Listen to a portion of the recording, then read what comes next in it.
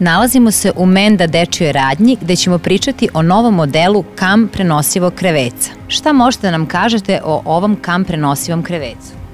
Ovo je novi model prenosivog kreveca italijanskog proizvođača KAM. Naziv modela je Pisolino. Novost je što ima dva nivoa, gornji do 6 meseci i donji od 6 meseci pa do 36. Sklapa se veoma lako u 4 poteza, zgodan je za nošenje na letovanja, zimovanja ili korišćenje kod bake i deke. Da li se uz ovaj krevetac dobija i dušek? Uz ovaj krevetac se dobija dušek 2 cm debljine koji je preporučljiv i pogodan za privremeno spavanje bebe. Za konstantno spavanje duže preporučuje se da se dokupi dušek 8 ili 16 cm debljine.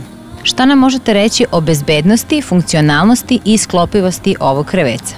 Ovaj krevetac je rađen u skladu sa evropskom normom o sigurnosti. Urađeni su svi testovi čeoni, bočni protiv prevrtanja kreveca i testovi protiv zaglavljivanja lančića, varalice na bočnim i čeonim stranicama.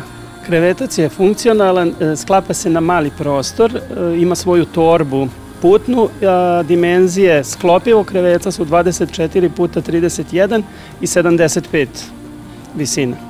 Težina kreveca je 10,3 kg i može se spakovati u gepek bilo kog automobila. Koliko je interesovanje kod mladih roditelja za ovakvu vrstu kreveca?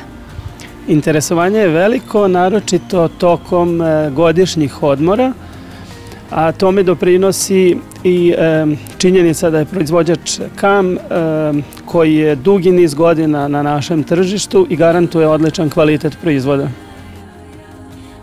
Svi znamo koliko je važno da beba ne menja krevetac u kome spava, a evo načina da deo doma ponesete sa sobom.